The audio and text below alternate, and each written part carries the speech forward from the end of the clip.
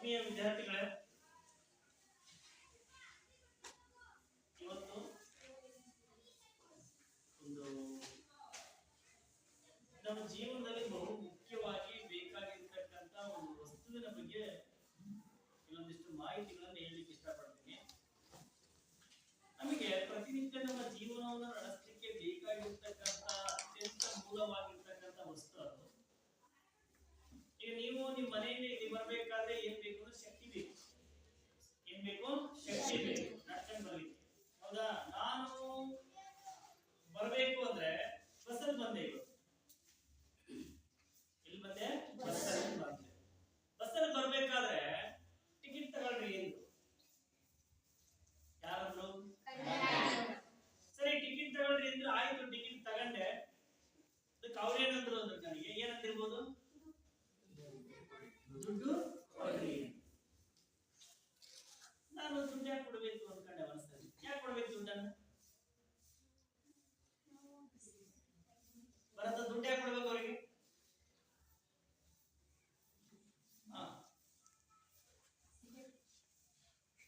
ನಾನೇ ಕೊಡೋದು ಅವ್ರ ಕೊಡ್ತೀನಿ. ತಗೊಂಡು ಟಿಕೆಟ್ ಅಂದ್ರೆ ತಗೊಂಡೆ ನಾನು.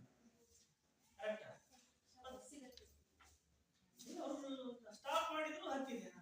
ಬೇರೆ ಯಾರ ಕೈ ಮಾಡಿದ್ರು ತರಬೇಕು. ಅವ್ರು ಹತ್ತಿದ್ರು, ಅವ್ರ ಜೊತೆ ನಾನು ಹತ್ತಿದೆ.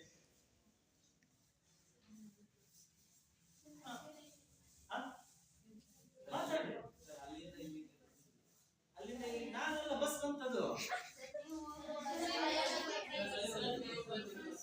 ಬಸ್ಸಲ್ಲಿ ನಾನು ಒಬ್ಬರ ಬಂದಾನ. ಡ್ರೈವರ್ ಬಂದ್ರೆ ಕಡೆ ಅವ್ರು ಕೊಡ್ಬೇಕು.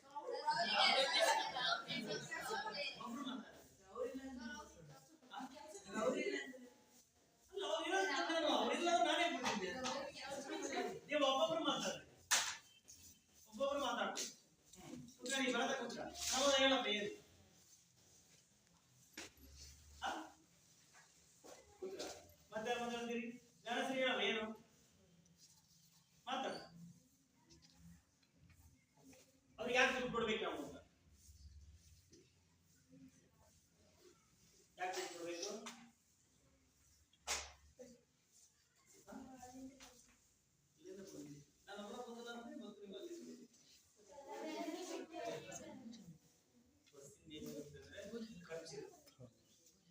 ಏನಿರುತ್ತೆ ಬಸ್ಸಿಂದು ಖರ್ಚು ಅಂದ್ರೆ ಏನು?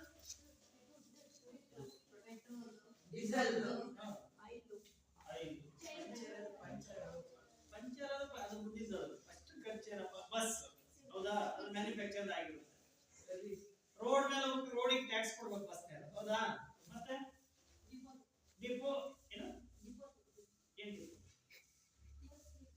ಡ್ರೈವರ್ ಕೊಡ್ಬೇಕು, ಅವ್ನು ಡ್ಯೂಟಿ ಮಾಡಿದ್ದೆ. ಕಂಡಕ್ಟರ್ ಕೊಡ್ಬೇಕು, ಅವ್ನು ಡ್ಯೂಟಿ ಮಾಡಿದ್ದೆ. ಡೀಸೆಲ್ ಹಾಕ್ಸಿದ್ರೆ ಅಲ್ಲಿ ಕೊಡ್ಬೇಕು.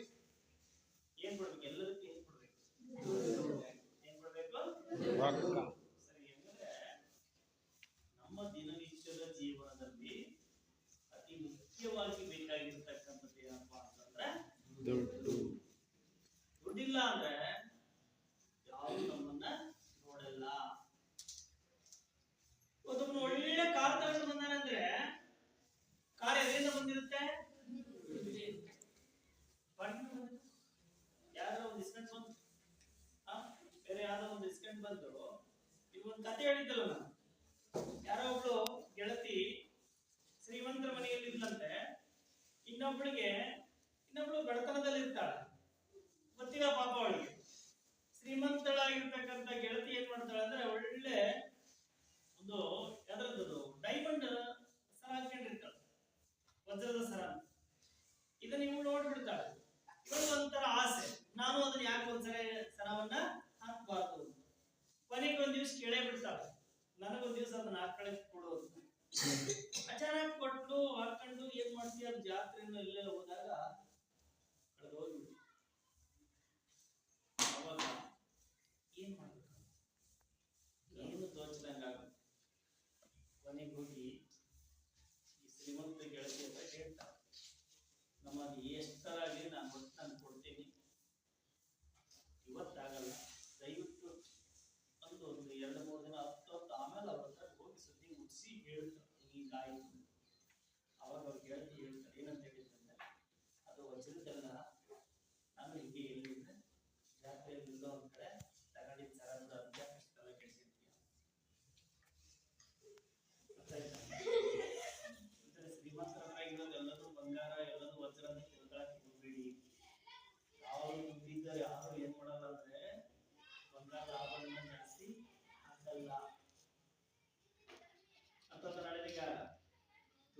ಅವರು ಅತಿ ಹೆಚ್ಚು ಬೆಲೆ ಬಾಳುವ ಬಟ್ಟೆಗಳು ಧರಿಸಲ್ಲ. ಯಾಕೆಂದ್ರೆ ನಾವು ಮೊದಲೇ ಅವ್ರಿಗೊಂದು ಬ್ರ್ಯಾಂಡ್ ಕೊಟ್ಬಿಟ್ಟೇವಿ. ಅವ್ರು ಶ್ರೀಮಂತರು, ಅವ್ರ ಒಂದು ಚಪ್ಪಲಿ ಹಾಕಿದ್ರು, ಅಯ್ಯೋ ಅದು ಕನಿಷ್ಠ ಅಂದ್ರೆ ಒಂದು 2,000 ರೂಪಾಯಿ ಚಪ್ಪಲಿ ಇರ್ಬೇಕು ಅಂತ. ಅವ್ರು 150 ರೂಪಾಯಿ ಚಪ್ಪಲಿ ಹಾಕಿದ್ರು. ಅರ್ಥಾಗುತ್ತಾ? ದುಡ್ಡು ಮನುಷ್ಯನನ್ನು ಏನ್ ಮಾಡುತ್ತೆ ಅಂದ್ರೆ ಅವರ ಸ್ಟೇಜ್ ಅನ್ನ ಪ್ರೆಸ್ಟೀಜ್ ಅಂತ ಅಂತಸ್ತು. ಹಾಗಾಗಿ ಇವತ್ತು ನಾವೇನ್ ಮಾಡೋಣ ಅಂತಂದ್ರೆ, ನಿಮ್ಮ 9ನೇ ತರಗತಿಯಲ್ಲಿ ಇರ್ತಕ್ಕಂಥ ದುಡ್ಡಿಗೆ ಏನೇನು ಹೆಸರು ಹೇಳ್ತೀವಿ, ದುಡ್ಡಿಗೆ ಏನೇನು ಯಾವ ಹೆಸರು ಹೇಳ್ತೀವಿ? ರೊಕ್ಕ. ರೊಕ್ಕ. ಮನಿ. ಮನಿ ಇಂಗ್ಲಿಷ್ ಮನಿ. ರೊಕ್ಕ. ಕಾಸು. ಕಾಸು. ರೊಕ್ಕ. ಕಾಸು, ರೊಕ್ಕ, ದುಡ್ಡು, ರೂಪಾಯಿ, ಹಣ. ಧನಕ್ಕೆ ಸಂಪತ್ತು. ಧನ ಅಂದ್ರೆ ಸಂಪತ್ತು, ಎಲ್ಲರೂ ಬರುತ್ತೆ. ಧನ ಅಂದ್ರೆ ಸಂಪತ್ತು, ಬೆಳ್ಳಿ, ಬಂಗಾರ ಎಲ್ಲ ಬಂತು, ಆಸ್ತಿ ಎಲ್ಲದು ಧನ ಸಂಪತ್ತು. ಸರಿ, ಇವತ್ತು ನೀವೆಲ್ಲ ಏನ್ ನೋಡ್ತಾ ಇದ್ದೀರಿ ಅಂದ್ರೆ ಕ್ಷಣ ನಿಮಗೆ ಹಣ ಅಂದ್ರೆ ಕೇವಲ ದುಡ್ಡು ಮಾತ್ರ ಹಣ ಅಂತ ಅಲ್ಲ. ನಂದೆ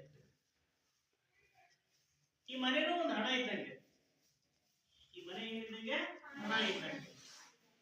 ಹೆಂಗೆ ಹೇಳಿ? ಮಾರಿದ್ರೆ ಏನ್ ಸಿಗುತ್ತೆ? ದುಡ್ಡು ಸಿಗುತ್ತೆ. ದುಡ್ಡಿದ್ರೆ ಮನೆ ಸಿಗುತ್ತೆ. ಮತ್ತೆ ಇದು ಮನೆ ಅನ್ಬೋದು, ದುಡ್ಡಿಗೆ ಮನೆ ಅನ್ಬೋದು. ಇದು ಶಾಲೆ.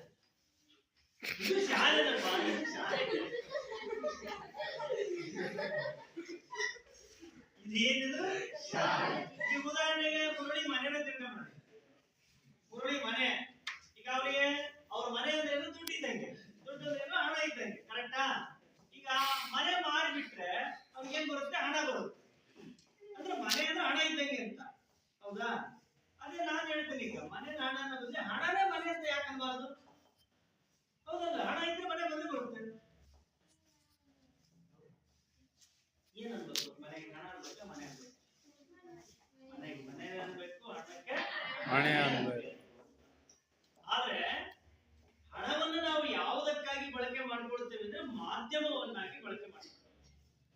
ಯಾವುದಕ್ಕಾಗಿ? ಮಾಧ್ಯಮ. ಸರಿ, ನಾನು ಮನೆ ಕೊಂಡ್ಕೊಳ್ತೀನಿ. ಮನೆ ಕೊಂಡ್ಕೊಳ್ಬೇಕಾದ್ರೆ ಮನೆಗೆ ಎಷ್ಟು ಹೇಳಿದ್ರೆ 25ರಿಂದ 50 ಲಕ್ಷ ರೂಪಾಯಿ ಹೇಳ್ತಾನೆ ಸಂಜೆ. ಎಷ್ಟು ಲಕ್ಷ ಹೇಳ್ತಾನೆ? 50 ಲಕ್ಷ. ನನ್ನ ಹತ್ರ 20 ಲಕ್ಷ ಇತ್ತು. ಇನ್ನು ಎಷ್ಟು ಬೇಕು ನನಗೆ ಜುಬೇರ್? ಇನ್ನು ಎಷ್ಟು ಬೇಕು ನನಗೆ?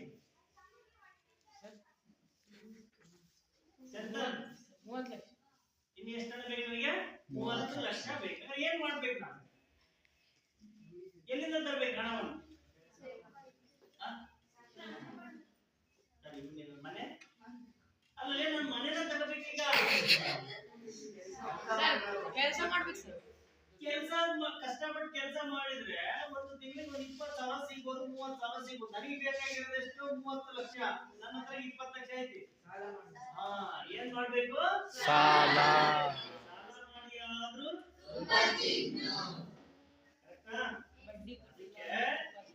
ಎಲ್ಲಿ ಹಣ ಎಲ್ಲಿ ಸಾಲ. ಸಾಲ ಮತ್ತೆ ಹಣ ಇವೆರಡು ಅಕ್ಕಪಕ್ಕ ಇರ್ತವೆ. ಎಲ್ಲಿರ್ತವೆ? ಅಕ್ಕಪಕ್ಕ. ಯಾಕೆ ಅಕ್ಕ ಇರ್ತದೆ, ಯಾಕೆ ಪಕ್ಕ ಇರ್ತದೆ ಅಂದ್ರೆ ಅಕ್ಕ ಪಕ್ಕ. ಹಣ ಬೇಕು, ದುಡ್ಡು ಸಾಲ್ತಾ ಇದ್ರೆ ಸಾಲ. ಸಾಲ ತಗೊಂಡ್ರೆ ನಮ್ಗೆ ಏನ್ ಕೊಡ್ತಾರೆ? ಹಣ ಕೊಡ್ತಾರೆ. ಸಾಲ ತೀರಿಸಬೇಕಾದ್ರೆ ನಾವೇನ್ ಕೊಡ್ಬೇಕು? ಅದಕ್ಕೆ ನಾವು ಇವತ್ತು ಏನ್ ಮಾಡೋಣ ಅಂದ್ರೆ ಹಣ ಮತ್ತು ಸಾಲ. ನಿಮ್ಮ ಅರ್ಥಶಾಸ್ತ್ರದಲ್ಲಿ ಇರ್ತಕ್ಕಂಥ ಹಣ ಮತ್ತು ಸಾಲ ಈ ಪಾಠದ ಬಗ್ಗೆ ನೋಡೋಣ. ಹಣ ಅಲ್ಲ,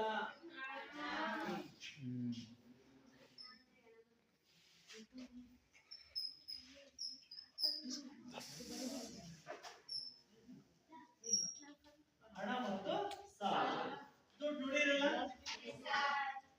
ಯಾವ ದುಡ್ಡು ನೋಡಿರಿ? 1 ರೂಪಾಯಿ, 2 ರೂಪಾಯಿ. ನಾನು 1 ಪೈಸೆ ನೋಡಿದ್ದೀನಿ, 2 ಪೈಸೆ ನೋಡಿದ್ದೀನಿ. ಇದು 1 ಪೈಸಾ.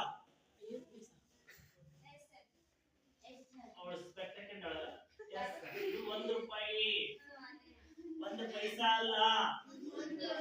1 ರೂಪಾಯಿ. ಇದು 50 20 ಪೈಸೆ. ಪೈಸೆ. ಎಷ್ಟು ಹೇಳಿ? 20 ರೂಪಾಯಿ. ಚಸ್ಮಾ ಹಾಕ್ಕೊಂಡು ಹುಡುಗಿ ಹೇಳಮ್ಮ ನೀನು. ಎಷ್ಟಿದು? 20 ರೂಪಾಯಿ. ಎಷ್ಟಿದು? 20 ರೂಪಾಯಿ ನಾಣ್ಯ. ಅದದ ಹೇಳಿದೀಗ ಎಷ್ಟು ಹೇಳಿದು? ಸುಮಾರು 35 ವರ್ಷದ ಹಿಂದೆ ಕೇಳಿ. ಎಷ್ಟು? 35 ವರ್ಷದ ಹಿಂದೆ 1 ರೂಪಾಯಿ ಅಲ್ಲ 1 ಪೈಸೆ 45 ವರ್ಷಗಳ ಹಿಂದೆ 1 ಪೈಸಾ 2 ಪೈಸಾ ಮತ್ತೆ 3 ಪೈಸಾ ಜೊತೆಗೆ ಇವು ನಡೀತಿದ್ವು. ಆಮೇಲೆ 35 ವರ್ಷದ ಹಿಂದೆ ಅವು ಹೋದ್ವು. ಆಮೇಲೆ ಎಷ್ಟು ಬಂತು? ನಾನು ನಿನ್ನೆ ಹೇಳಿದೆ ಒಂದು ಪೈಸೆ ಎಷ್ಟು? 5 ಪೈಸಾ ನಡೀತು. ಆಮೇಲೆ 20 ಪೈಸಾ, ಆಮೇಲೆ 25 ಪೈಸಾ, ಆಮೇಲೆ 10 ಪೈಸಾ. ಪೈಸಾ ಏನೇಳಿ? ಪೈಸಾ ಹೋಯ್ತು. ಈಗ ಲಾಸ್ಟ್ ಬಂದಿದೆ 50 ಪೈಸಾ 8 ಆಣೆ ಅಂತ. ಆಮೇಲೆ 4 ಆಣೆ 25 ಪೈಸಾ ಎಲ್ಲ ಹೋದ್ವಿ. ಉಳ್ಕೊಂಡಿರೋದು ಒಂದೇ. ಎಲ್ಲಿ ಬಂತು? ಎಲ್ಲ ಪೈಸಾಗಳು ಎಲ್ಲಿ ಬಂತೀಗ? 1 ರೂಪಾಯಿ. ಆದ್ರೂ ಅರ್ಥಶಾಸ್ತ್ರದಲ್ಲಿ ಲೆಕ್ಕ ಮಾಡಬೇಕಾದ್ರೆ ಪೈಸಾನು ಹೇಳ್ತಾರೆ. ಬ್ಯಾಂಕ್ ಅಲ್ಲಿ ಏನ್ ಹೇಳ್ತಾರೆ ಅಂದ್ರೆ ಪೈಸಾ ಅಕೌಂಟ್ ಚೆಕ್ ಮಾಡಿರ್ಬೇಕಾದ್ರೆ ಕೆಲವೊಬ್ರು ಅಕೌಂಟ್ ಇದ್ದವರು ಲಾಸ್ಟ್ 5135 ರೂಪಾಯಿ 83 ಪೈಸಾ ಅಂತ ಹೇಳ್ತಾರೆ. ಅರ್ಥ ಆಯ್ತಾ? ಅರ್ಥ ಆಗಿಲ್ಲ? ಅರ್ಥ ಆಗೈತಿ ಇಲ್ಲ? ಇಲ್ಲ. ಸರಿ, ಇವತ್ತು ಹಣದ ಬಗ್ಗೆ ನಾವೇನ್ ಮಾಡೋಣ ಅಂದ್ರೆ ಅಭ್ಯಾಸವನ್ನ ಮಾಡೋಣ. ಇಲ್ಲಿ ನಿನ್ನೆ ಮನಿ ಹೇಳಿ. ಇದು ಆಂಗ್ಲ ಭಾಷೆಯ ಒಂದು ಪದ. ಹೇಳಿ, ಆಂಗ್ಲ ಭಾಷೆಯ ಒಂದು ಪದ. ಸರಿ, ಈ ಮನಿ ಅಂತಕ್ಕಂಥ ಯಾವುದು? ಮನಿ ಅಂತಕ್ಕಂಥ ಪದ ಇದು ಯಾವ ಭಾಷೆಯಿಂದ ಬಂದಿರ್ತಂದ್ರೆ ಆಂಗ್ಲ ಭಾಷೆಯಿಂದ ಬಂದಿರ್ತಕ್ಕಂಥದ್ದು. ಈ ಪದ ಹೇಗೆ ಬಂತು ಅಂದ್ರೆ ಈ ರೋಮನ್ ಭಾಷೆಯ ಮೊನೆಟೋ ಜೂನೋ ಅಂತ ಹೇಳಿ. ಮೊನೆಟೋ ಜೂನೋ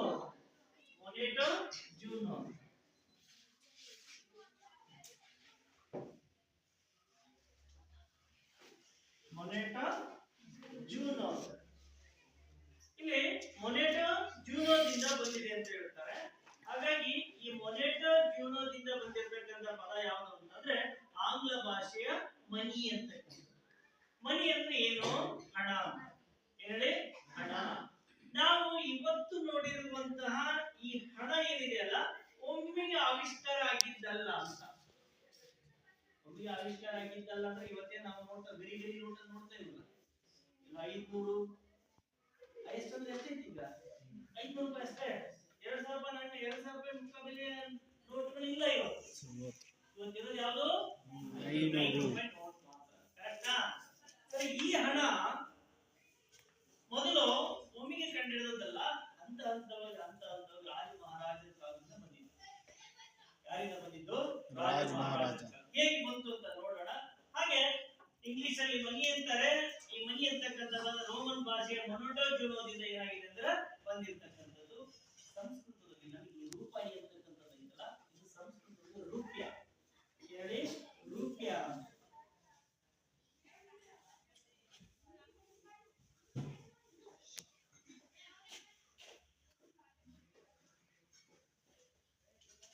ಸಂಸ್ಕೃತ ಪದ ಇದು ರೂಪ್ಯ.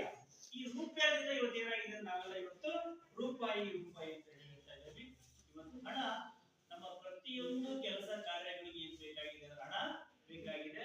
ಹಾಗಾಗಿ ಈ ಹಣ ಸಕಲ ಎಲ್ಲ ಆರ್ಥಿಕ ಚಟುವಟಿಕೆಗಳಲ್ಲೂ ಕೇಂದ್ರ ಬಿಂದುವಾಗಿರ್ತಕ್ಕಂಥದ್ದು.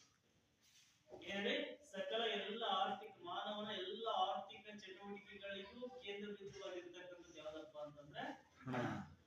ಈ ಹಣ ಹೇಗೆ ವಿಕಾಸ ಹೊಂದಿತು ಅಂತಕ್ಕಂಥದ್ದನ್ನ ಇವತ್ತು ನೋಡುವಂತ ಹಣ ಹಿಂದೆ ಹೇಗಿತ್ತು, ಅದು ಹೇಗೆಲ್ಲ ಬದಲಾವಣೆ ಆಯಿತು ಅಂತಕ್ಕಂಥ ಮಾಹಿತಿಯನ್ನು ತಿಳ್ಕೊಳ್ಳೋಣ. ಹಾಗಾಗಿ ಹಣ ಇವತ್ತು ಈ ವಿಕಾಸ ಆಗಿರ್ಲಿಕ್ಕೆ 4 ಹಂತಗಳನ್ನಾಗಿ ಮಾಡಿದ್ದಾರೆ. ಎಷ್ಟು ಹಂತಗಳು? ನಾಲ್ಕು ಹಂತಗಳು. ಹಂತಗಳು. ಮೊದಲಿಗೆ ಹಣ ಇದ್ದಾಗ ಜನ ಹೆಂಗೆ ಜೀವನ ಮಾಡ್ತಿದ್ರು? ಕುಸುಮ, ಜನ ಹಣ ಇದ್ದಾಗ ಈಗ ಇವತ್ತು ನೀನು ಸಂತೆಗೆ ಹೋಗ್ತೀಯ, ಸಂತೆಯಲ್ಲಿ ಏನ್ ಮಾಡ್ತೀಯ ಅಂದ್ರೆ ಒಂದು ಪರ್ಸಲ್ಲಿ ದುಡ್ಡು ತಗೊಂಡೋಗಿ ಏನ್ ಮಾಡ್ತೀಯ, ಎಲ್ಲ ತರಕಾರಿಗಳನ್ನ ಬೇಗ ಏನೋ ಚೀಲದಲ್ಲಿ ಹಾಕೊಂಡು ಬರ್ತೀಯ. ಅದೇ ನಿಮ್ ತಾತ ಮುತ್ತಾತನ ಕಾಲದಲ್ಲಿ, ಹಿಂದಿನ ಕಾಲದಲ್ಲಿ ಅವಾಗಿನ ನಾಣ್ಯಗಳು ಇರ್ಲಿಲ್ಲ. ಅವಾಗ ಹೆಂಗ್ ಮಾಡ್ತಿದ್ರು, ಸಂತೆ ಹೆಂಗ್ ಮಾಡ್ತಿದ್ರು ಅಂತ ಪ್ರಮೋದ, ಒಂದು ವಸ್ತುವನ್ನ ಕೊಟ್ಟು ಮತ್ತೊಂದು ವಸ್ತುವನ್ನ, ಏನನ್ನೋದು ಒಂದು ವಸ್ತು ಕೊಟ್ಟು ಮತ್ತೊಂದು ವಸ್ತು ಅಂದ್ರೆ ಏನು? ಏನದು? ಏನು ವಸ್ತು ಕೊಡೋದು? ಏನ್ ತಗೊಳ್ಳೋದು? ಜೋಳ, ರಾಗಿ ತಗೊಂಡ್ರೆ ಜೋಳ. ಯಾರು ಹೇಳಿದ್ರು ನಿನಗೆ? ಈಗ ಮಾಡಿದ್ರಿಂದ ಹೆಂಗ್ ಗೊತ್ತಾಗ್ತದೆ? ಸಿಂಚನ, ಬೇಗ ಕುತ್ಕ. ನೀನಲ್ಲಮ್ಮ, ಏನ್ ಕುತ್ಕ, ಕುಸುಮ ಕುತ್ಕೊಳ್ಳಮ್ಮ. ಸಿಂಚನ ಹೇಳಮ್ಮ. ಹಣದ ವಿಕಾಸದ ಹಂತಗಳು ಅಂತ ಬರುತ್ತೆ. ನಾವು ವಿಕಾಸದ ಹಂತಗಳು ಅಂದಾಗ ಮೊದಲಿಗೆ ಹಣ ಅಂತ ಹೇಳಿ ಯಾವುದನ್ನ ನಾವು ಪರಿಚಯ ಮಾಡ್ಕೊಂಡಿದ್ರು ಅಂತ ಅಂದ್ರೆ ವಿನಿಮಯದ ಮಾಧ್ಯಮವನ್ನಾಗಿ ಏನ್ ಮಾಡ್ಕೊಂಡಿದ್ರು ಮೊದಲು ಹಣ ಬರೋದಕ್ಕಿಂತ? ಧಾನ್ಯಗಳು. ಮತ್ತೆ ಧಾನ್ಯಗಳು ಹೆಂಗೆ? ರಾಗಿ, ಗೋಧಿ, ಭತ್ತ, ಕಾಯಿ, ತೆಂಗಿನಕಾಯಿ. ಸರಿ, ಗೊತ್ತ? ಅಂದ್ರೆ ಇಲ್ಲಿ ಹಣದ ವಿಕಾಸದ ಹಂತಗಳಲ್ಲಿ ಮೊದಲೇ ಯಾವ್ದಪ್ಪ ಅಂದ್ರೆ ವಸ್ತು ವಿನಿಮಯ ಪದ್ಧತಿ ಅಂತ ಬರುತ್ತೆ. ಯಾವ್ದು ಹೇಳಿ? ವಸ್ತು ವಿನಿಮಯ ಪದ್ಧತಿ.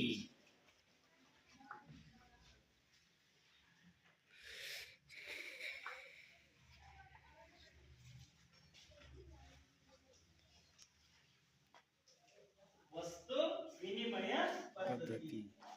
ವಸ್ತು ವಿನಿಮಯ ಪದ್ಧತಿ ಅಂದ್ರೆ ಅವೇಜ. ಅವೇಜ ಹೇಳು. ವಸ್ತು ಅಂದ್ರೆ ವಸ್ತುಗಳು ಅಂತ. ವಸ್ತು ಅಂದ್ರೆ ವಸ್ತುಗಳು. ಏನಿಗೆ ವಿನಿಮಯ ಅಂದ್ರೆ ಏನು? ನನ್ ಕೈ ಗೊತ್ತಾಗುತ್ತಲ್ಲ ವಿನಿಮಯ ಅಂದ್ರೆ ಏನು? ಒಂದು ವಸ್ತು ಕೊಡೋದು, ಏನಂಗ ಒಂದು ವಸ್ತು ಕೊಡೋದು, ಒಂದು ವಸ್ತು ತಗೊಳ್ಳೋದು. ಹೇಳಿ, ನೀನು ಯಾವಾಗದಿ ಅಂದ್ರೆ ಬಹಳ ಹಳೇ ಕಾಲದಲ್ಲಿ, ಮೌರ್ಯರ ಕಾಲದೊಳಗೆ, ಮೌರ್ಯರಿಗಿಂತ ಹಿಂದಿನ ಕಾಲದಲ್ಲಿ ನಾವು ಅವೇಜ್ ಏನ್ ಮಾಡ್ಯಾನ ಅಂದ್ರೆ ಅವನಿಗೆ ಸಂತೆಗೆ ಹೊಂಟಿದ್ದಾನೆ. ಸಂತೆಗೆ ಹೋಗ್ಲಿಕ್ಕೆ ಅವನಿಗೆ ಏನಿಲ್ಲ, ವಾಹನಗಳಿಲ್ಲ. ಅವನು ಬಹಳ ಹಳೇ ಕಾಲದಾಗ ಇದ್ದಾನೆ, ಹೌದಾ? ಸಂತೆ ಅಂತ ಹೊಂಟ. ಹೋಗ್ಬೇಕಾದ್ರೂ ಅವ್ನು ಏನಾಗ್ಬೇಕಾಗಿತ್ತು? ಹೊತ್ಕೊಂಡು ಹೋಗ್ಬೇಕಾಗಿತ್ತು. ಬರ್ಬೇಕಾದ್ರೂ ಹೊತ್ಕೊಂಡು ಬರ್ಬೇಕು. ಯಾಕೆ? ಈ ಪದ ಅರ್ಥ ಮಾಡ್ತಾರೆ. ಹೇಳು. ವಾಹನಗಳಿರಲಿಲ್ಲ, 1 ಪಾಯಿಂಟ್. ಎರಡನೇ ಪಾಯಿಂಟ್, ಹಿಂದಿನ ಕಾಲದಲ್ಲಿ ಸಂತೆಗೆ ಹೋಗ್ಬೇಕಾದ್ರೆ ಹೊತ್ಕೊಂಡು ಹೋಗ್ಬೇಕಾಗಿತ್ತು, ಹೊತ್ಕೊಂಡು ಬರ್ಬೇಕಾಗಿತ್ತು. ಏನಿದ್ರ ಅರ್ಥ?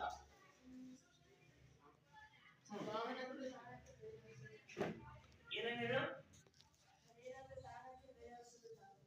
ಏನೇ ವಸ್ತುಗಳು ತಗೊಳ್ಬೇಕಾದ್ರೂ ಬೇರೆ ವಸ್ತುಗಳು ತಗೋಬೇಕು. ಮತ್ತೆ ಚಂದ್ರ ಹೇಳಲಿ.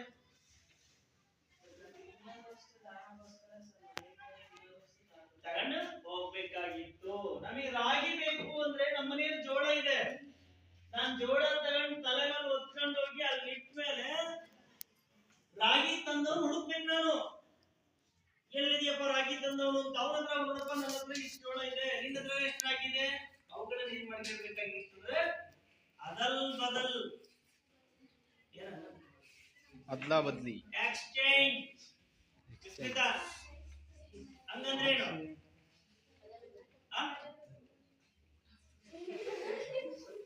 ವಿನಿಮಯ. ಏನ್ ಮಾಡೋದು? ವಿನಿಮಯ ಮಾಡಿಕೊಳ್ಳೋದು. ಇದಕ್ಕೇನಂತ ಕರೀತಿದ್ರೆ ವಸ್ತು ವಿನಿಮಯ ಪದ್ಧತಿ. ಏನಂತ ಕರೀತಿದ್ರು? ವಸ್ತು ವಿನಿಮಯ ಪದ್ಧತಿ. ಇದು ಸಮಸ್ಯೆ ಆಗ್ತಿತ್ತು ಜನರಿಗೆ. ಯಾಕೆಂದ್ರೆ ವಸ್ತುವನ್ನು ತಗೊಂಡು ಹೋಗ್ಬೇಕು, ವಸ್ತುವನ್ನ ತಗೊಂಡು ಬರ್ಬೇಕು. ನೀವಾಗಿದ್ರೆ ಸಂತೆಗೆ ಹೋಗೋದ್ರೆ ಸಾಕು, ಚೀಲನು ಬೇಡ ಅಂತೀರಿ, ಅಲ್ಲೇ ಒಂದು ಚೀಲ ತಗೊಂಡ್ಬಿಡ್ತಾ ನಿಂತೀರಿ. ದುಡ್ಡು ಎಷ್ಟು ಕೊಟ್ರೆ ಸಾಕು ಅಂತೀರಿ ನೀವೆಲ್ಲ. ದುಡ್ಡು ಎಷ್ಟು ಕೊಡ್ರಿ, ಅಲ್ಲೇ ಒಂದು ಹೊಸ ಚೀಲ ತಗೊಂಡು ಅಲ್ಲೇ ಸಂತೆ ಮಾಡ್ಕೊಂಡು ಬಂದ್ಬಿಡ್ತೇನೆ. ಇವತ್ತಿನ ಕಾಲ, ಅವತ್ತಿನ ಕಾಲ ಹಂಗಿತ್ತು, ಇವತ್ತಿನ ಕಾಲ ಹೀಗಿದೆ. ಸರಿ, ವಸ್ತು ವಿನಿಮಯ ಪದ್ಧತಿ ಏನಾಯ್ತಂದ್ರೆ ಬಹಳಷ್ಟು ಸಮಸ್ಯೆ ಗೊಂದಲಗಳನ್ನು ಸೃಷ್ಟಿ ಮಾಡ್ಲಿಕ್ಕೆ ಪ್ರಾರಂಭಗೊಳ್ತು. ಹಾಗಾಗಿ ಈಗ ಹಸು ಬೇಕಾದವನಿಗೆ ಕುರಿ ಬೇಕಾಗಿಲ್ಲ, ಕುರಿ ಬೇಕಾದವನಿಗೆ ಕುರಿ ಇದ್ದವನಿಗೆ ಹಸು ಬೇಕಾಯ್ತು, ಹಸು ಇದ್ದವನಿಗೆ ಕುರಿ ಬೇಕಾಯ್ತು. ಹಾಗಾಗಿ ಇಲ್ಲಿ ಕುರಿ ಬೇಕಾದವನು ಏನ್ ಮಾಡ್ಬೇಕು ಅಂದ್ರೆ ತನ್ನಲ್ಲಿರುವಂತ ಯಾವುದೇ ಪ್ರಾಣಿಯನ್ನ ಇಟ್ಕೊಂಡು ಅವನು ಕುರಿ ಇದ್ದ ಹತ್ರ ಹೋಗ್ಬೇಕು. ನನಗೆ ಕುರಿ ಬೇಕಪ್ಪ ಅಂತ ಕೇಳ್ತಾನೆ. ಅವಾಗ ಅವನೇನ್ ಅನ್ಬೇಕು, ಅವನಿಗೆ ಹಸು ಬೇಕಾಯ್ತು, ಸರಿ ಹಸು ಬೇಡಪ್ಪ ನನಗೇನೋ ಬೇರೆ ಬೇಕು ಅಂತ ಮತ್ತೊಬ್ಬ ನೋಡಿಸಿ ಅದೇನ್ ಮಾಡ್ತಿದ್ರು, ಒಂದಕ್ಕೊಂದು ಲೆಕ್ಕ ಹಾಕ್ತಿದ್ರು. ಇದು ಬಹಳ ಗೊಂದಲ ಆಗತ್ತೆ. ಅದಕ್ಕೆ ಮುಂದೆ ಏನ್ ಮಾಡಿದ್ರು ಅಂದ್ರೆ ಅದನ್ನ ಬದಲಾಗಿ ಮತ್ತೆ ವಸ್ತು ರೂಪದ ಹಣ ಬಂತು. ಏನಂತ ಹೇಳಿ, ವಸ್ತು ರೂಪದ ಹಣ.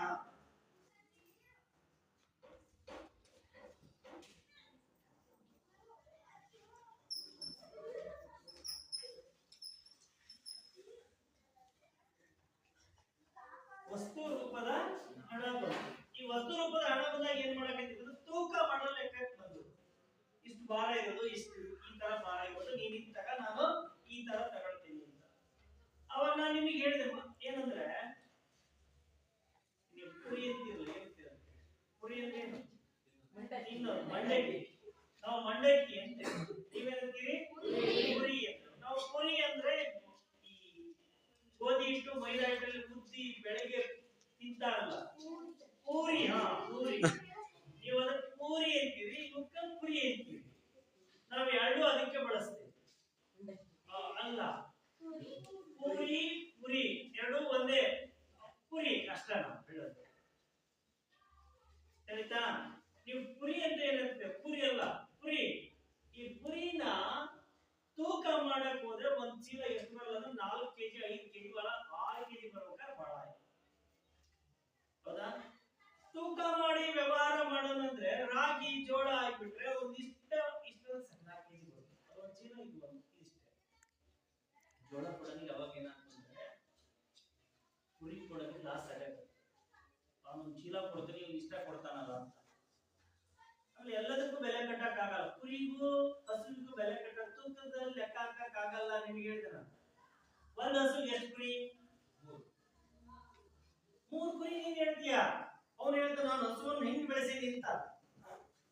ಕುರಿಯೇನೇ ಏನು ಅನ್ಬೇಕು, ನಾನು ಹಿಂಗೆ ಬೆಳೆಸಿದೆ ಅನ್ಬೇಕು. ನಾನು ಹೆಂಗ್ ಬೆಳೆಸಿನಿ, ಹಿಂಗೆ ಬೆಳೆಸಿನಿ. ಕುರಿ ಅವು ಹಿಂಗೆ ಇರ್ತಾವ, ಹಸು ಹಿಂಗೆ ಇರ್ತಾವ. ಜಗಳ ಬರಕತ್ತು. ಆವಾಗ ಏನ್ ಮಾಡಿದ್ರು ಅಂದ್ರೆ ಇದಕ್ಕೂ ಬೇಡ ಅಂತ ಹೇಳಿ ಏನ್ ಮಾಡಿದ್ರು ಅಂದ್ರೆ ಲೋಹದ ಹಣವನ್ನ ಏನ್ ಮಾಡಿದ್ರು ಕಂಡು ಹಿಡ್ಕೊಳ್ತಾರೆ. ಯಾವ ಹಣ ಹೇಳಿ, ಲೋಹದ ಹಣ.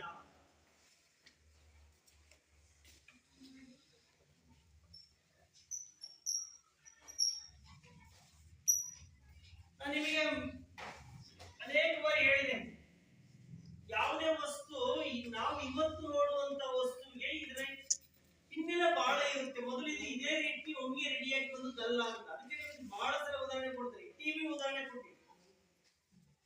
ಮೊದಲೆಲ್ಲ ಹೆಂಗಿತ್ತು, ಬ್ಲಾಕ್ ಅಂಡ್ ವೈಟ್ ಟಿವಿ ಇತ್ತು. ಅವು ಹೆಂಗಿರೋವು ಅಂದ್ರೆ ಡ್ರಮ್ ಇದ್ದಂಗಿರೋವು, ಡೂಮ್ ತರ ಇರೋ.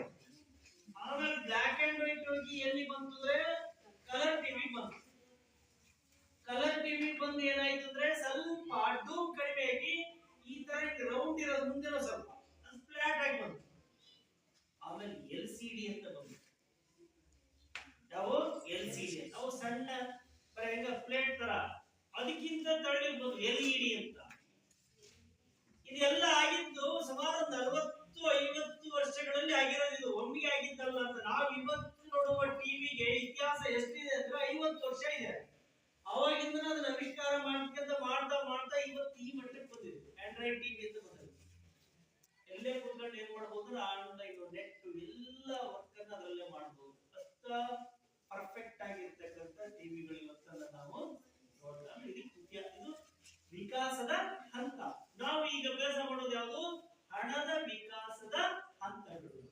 ಯಾವ್ದು ಹೇಳಿ, ಹಣದ ವಿಕಾಸದ ಹಂತಗಳು.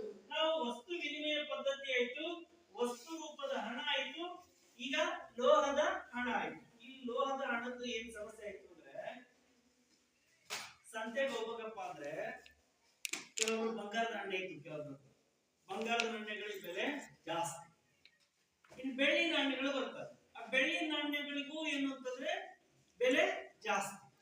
ಇನ್ನು ತಾಮ್ರದ ನಾಣ್ಯಗಳು, ಕಂಚಿನ ನಾಣ್ಯಗಳು ಬರ್ತವೆ. ಅವುಗಳಿಗೆ ಏನಂದ್ರೆ ಬೆಲೆ ಕಡಿಮೆ. ಸಾಮಾನ್ಯ ಶ್ರೀಮಂತರ ಹತ್ರ ಬಂಗಾರದ ನಾಣ್ಯಗಳು ಇರ್ತಿದ್ವು. ರಾಜ ಮಹಾರಾಜರ ಹತ್ರಗೆ, ಅರಮನೆಯಲ್ಲಿ ಕೆಲಸ ಮಾಡ್ತಕ್ಕಂಥವ್ರ ಹತ್ರ ಮಾತ್ರ ಇರ್ತಿದ್ವು. ಇವ್ರು ಸಂತೆಗೆ ಹೋಗ್ಬೇಕು ಅಂದ್ರ ಕಂಚಿನ ನಾಣ್ಯಗಳ ಚೀಲದ ತುಂಬಿಟ್ಟು ಹೊತ್ಕೊಂಡು ಹೋಗ್ಬೇಕಾಗಿತ್ತು. ಹೊತ್ಕೊಂಡು ಹೋಗಿ ಅವ್ರು ಏನ್ ಮಾಡ್ಬೇಕಿತ್ತು, ತಮಗೆ ಬೇಕಾಗಿರ್ತಕ್ಕಂಥ ವಸ್ತುಗಳನ್ನು ತರಬೇಕಾಗಿತ್ತು. ಇದು ಏನೋ ಒಂದ್ ಕಡೆಗೆ ಅವ್ರಿಗೆ ಸಮಸ್ಯೆ ಆಗಿದೆ. ಅವಾಗ ಮತ್ತೆ ಆರ್ಥಿಕ ತಜ್ಞರೆಲ್ಲ ಏನ್ ಮಾಡ್ತಾರಂದ್ರೆ ಬುದ್ಧಿವಂತಿಕೆಯನ್ನು ಉಪಯೋಗಿಸಿ ನಾವು ಇವತ್ತು ನೋಡ್ತೀವಂತ ಯಾವ ಹಣ ಮುಂದೆದು ಕಾಗದದ ಹಣ. ಯಾವ್ದು ಹೇಳಿ? ಕಾಗದದ ಹಣ. ಮುಂದೆ ಏನ್ ಕಂಡಿಡ್ಕೊಂಡ್ರೆ ಕಾಗದದ ಹಣವನ್ನು ನಾವು ಇವತ್ತು ಏನ್ ಮಾಡ್ತಾ ಇದ್ದೀವಿ ಅಂತಂದ್ರೆ ನೋಡ್ತಾರೆ.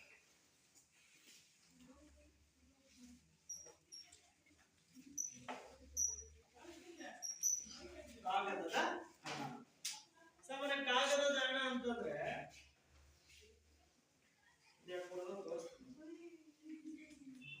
ಏನಿದು? 500 ರೂಪಾಯಿ, 500 ರೂಪಾಯಿಗಳು. ಇದು ಕಾಗದ. ಆಗಲೇ ನಿಮಗೆ ನಾಣ್ಯ ತೋರಿಸಿದೆ, ಅದು 20 ರೂಪಾಯಿ ನಾಣ್ಯ. ಬಟ್ ಇದು ಕಾಗದ. ಇದಕ್ಕೆ ಭಾರ ಇಲ್ಲ, ಆದ್ರೆ ನಾಣ್ಯಕ್ಕೆ ಏನಿದೆ ಅಂದ್ರೆ ಭಾರ ಇದೆ. ಆ 20 ರೂಪಾಯಿ 10 ಕಾಯಿನ್ ಏನಾದ್ರು ಇಲ್ಲಿ ಇಟ್ಕೊಂಡ್ಬಿಟ್ಟಿದ್ರೆ ಜೇಬ್ ಒಂದು 2 ದಿನಕ್ಕೆ ಇದೇನಾಗುತ್ತೆ, ಇಟ್ಕೊಂಡು ಹೋಗುತ್ತೆ. ಇದನ್ನೊಂದು 20 ಇಟ್ಕೊಂಡ್ರೆ ಏನಾಗಲ್ಲ. ಇದು ಕಾಗದ. ಇದು ಏನಿದು? ಕಾಗದ. ಇದು 100 ರೂಪಾಯಿ. ಈ 100 ರೂಪಾಯಿ ಮೊದಲು ಒಂಥರ ಇತ್ತು, ಆಮೇಲೆ ಒಂಥರ ಇತ್ತು, ಈಗ ಒಂಥರ ಐತೆ. ಇದು ತರ ಆಗ್ಲಿಕ್ಕೆ ಕಾರಣ ಏನಪ್ಪ, ಇದು ವಿಕಾಸ ಆಗಿದೆ ಅಂತ. ಇನ್ನು ಹಳೆ 500 ರೂಪಾಯಿ ನೋಟು ಅವೆಲ್ಲ ಇದಾದ ಬ್ಯಾನ್ ಆಗುವಿಲ್ಲ. ಹಳೆ 500 ರೂಪಾಯಿಗಳ ನೋಟು ಮತ್ತೆ ಬೇರೆ ತರ ಇದ್ವು.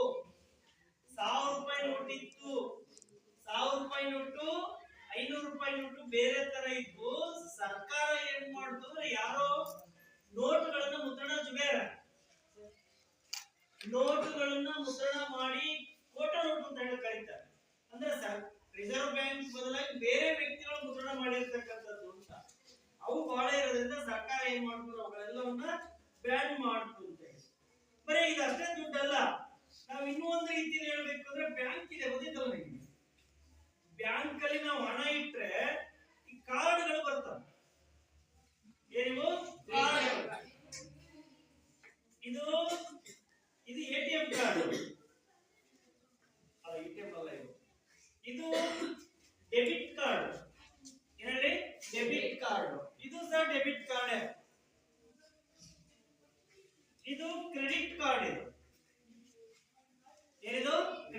ಕ್ರೆಡಿಟ್ ಕಾರ್ಡ್ ಅಂದ್ರೆ ಇದು ದುಡ್ಡು ಇದ್ದಂಗೆ. ಇದು ಒಂದಕ್ಕೆ ಎಷ್ಟು ವ್ಯಾಲ್ಯೂ ಅಂದ್ರೆ 2 ಲಕ್ಷ ರೂಪಾಯಿ ವ್ಯಾಲ್ಯೂ ಇದಕ್ಕೆ. ಎಷ್ಟಿದಕ್ಕೆ? 2 ಲಕ್ಷ ರೂಪಾಯಿ ವ್ಯಾಲ್ಯೂ ಅಂತ.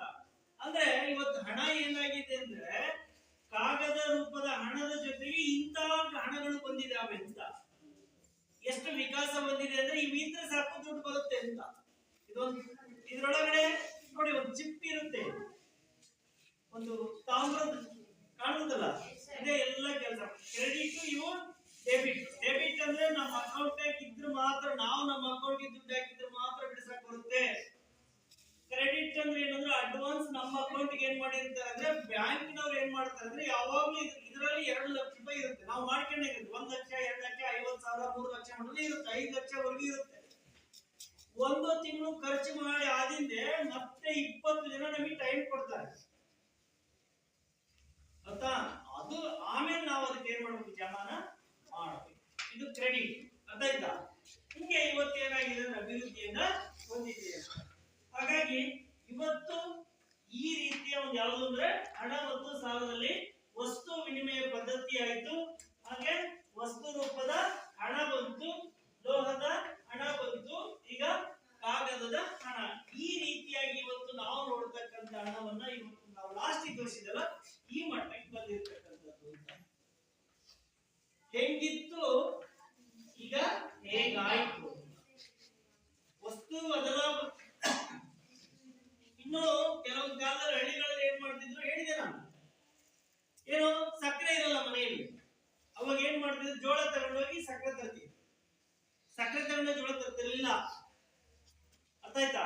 ಬೇಕಾದ ವಸ್ತುಗಳನ್ನ ಏನ್ ಮಾಡ್ತಾರೆ, ತಮ್ಮ ಮನೆಯಲ್ಲಿ ಇರ್ತಕ್ಕಂಥ, ನೀವು ತೆಂಗಿನಕಾಯಿ ಇಲ್ಲ, ನೀವೆಲ್ಲ ತೆಂಗಿನಕಾಯಿ ಬೆಳಿತೀವಿ, ಒಂದು 10 ತೆಂಗಿನಕಾಯಿ ತಗೊಂಡೋಗ್ಬಿಟ್ಟು ಸಾಕು, ಇಷ್ಟು ಸಕ್ಕರೆ ಅಂತ ಕೊಡ್ತಾರೆ. 5 ತೆಂಗಿನಕಾಯಿ ತಗೊಂಡೋದ್ರೆ 2 ಕೆಜಿ ಸಕ್ಕರೆ ಕೊಡ್ತಾರೆ. 1 ಕೆಜಿ 2 ಕೆಜಿ ಸಕ್ಕರೆ ಕೊಡ್ತಾರೆ. ಒಂದು 5 ತೆಂಗಿನಕಾಯಿ ತಗೊಂಡೋದ್ರೆ ಒಂದು 1/4 ಕೆಜಿ ಟೀ ಪುಡಿ ಕೊಡ್ತಾರೆ. ಕೊಡ್ತಾರ ಇಲ್ಲ?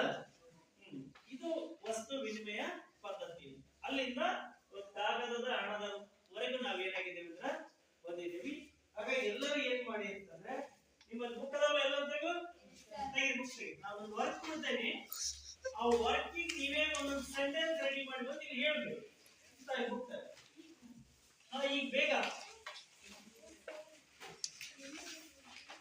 ಕೆಲವೊಂದು ಶಬ್ದಗಳನ್ನು ಹೇಳ್ತೀನಿ, ನೀವು ಅದನ್ನು ಹುಡುಕಿ ಅದಕ್ಕೆ ಒಂದು ಸೆಂಟೆನ್ಸ್ ಮಾಡ್ಬೋದು ನನಗೆ ಹೇಳ್ಬೇಕು. ಫಸ್ಟ್ ಬರ್ಕೊಳ್ಳಿ, ಬೇಗ ಬರ್ಕೋಬೇಕು, ಬೇಗ.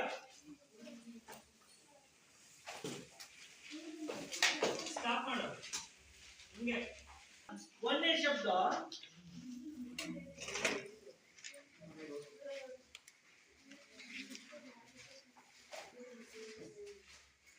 ಮನಿ, MONEY, ಮನಿ. ನೆಕ್ಸ್ಟ್ ಎರಡನೇದು ಮೊನೆಟೋ ಜುನೋ, ಮೊನೆಟೋ ಜುನೋ. ಮೂರನೇದು ರೂಪ್ಯ,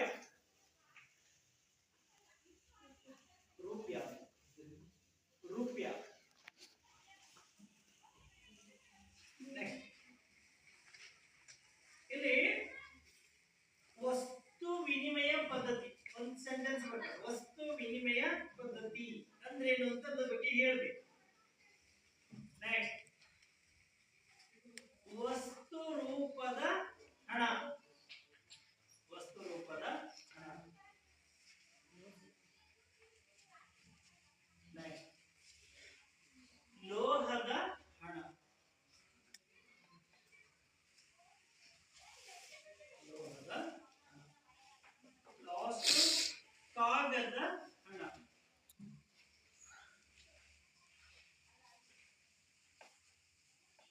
ಕಾಗದ. ಇವಿಷ್ಟುಗಳಿಗೆ ಬೇಗ ಒಂದೊಂದು ವಾಕ್ಯ ನನಗೆ ಹೇಳಬೇಕು ಬೇಗ.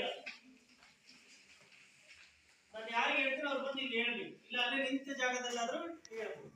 ಬೇಗ ರೆಡಿ ಮಾಡಬೇಕು, ಸೆಂಟೆನ್ಸ್ ರೆಡಿ ಮಾಡಬೇಕು ಈ ಪದಗಳಿಗೆ.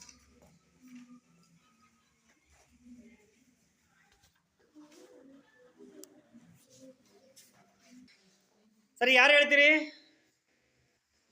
ಹಾ, ಯಾರು? ನೀ ಹೇಳ್ತೀನಪ್ಪ. ಸರಿ, ಹೇಳು, ಜೋರಾಗಿ ಹೇಳು. ಹೌದು. ಲೋಹದ ಹಣಕ್ಕಾಗಿ ವಿಶೇಷವಾಗಿ ಬೆಲೆ ಬಾಳುವ ಲೋಹಗಳಾದ ಚಿನ್ನ, ಬೆಳ್ಳಿ, ತಾಮ್ರ, ಕಂಚನ್ನು ಬಳಸಲಾಗುತ್ತಿತ್ತು. ಇದು ಲೋಹದ ಹಣ ಅನ್ನೋದ್ರ ಶಬ್ದಕ್ಕೆ ನೀನು ಕೊಟ್ಟಿರ್ತಕ್ಕಂಥ ವಾಕ್ಯ. ಸರಿ, ಬಾ. ಮತ್ತೆ ನೆಕ್ಸ್ಟ್ ಯಾರು ಹೋಗ್ತೀರಿ? ಹಾ, ಬೇಗ. ಚಂದನ್ ಆಯ್ತನಾ? ಹೇಳು. ನೆಕ್ಸ್ಟ್ ಯಾರು? ಗಾನಶ್ರೀ, ನೀನು ಹೋಗ್ಬೇಕು.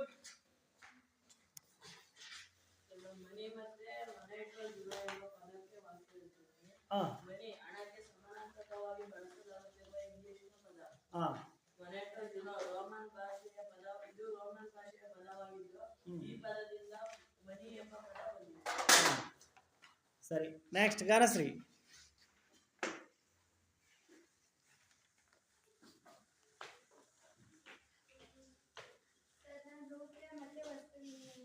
ಹಾ, ಹೇಳು. ಭಾರತೀಯ ರೂಪಾಯಿ ಸಂಸ್ಕೃತದ ರೂಪ್ಯ ಎಂಬ ಪದದಿಂದ ಬಂದಿದೆ.